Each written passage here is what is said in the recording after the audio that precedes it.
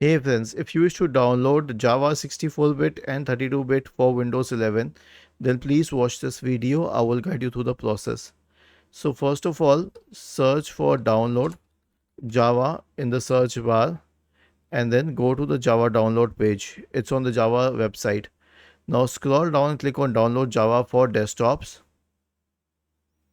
and click on open. This will download the 64-bit version. Okay, click on install and let it install. That's it.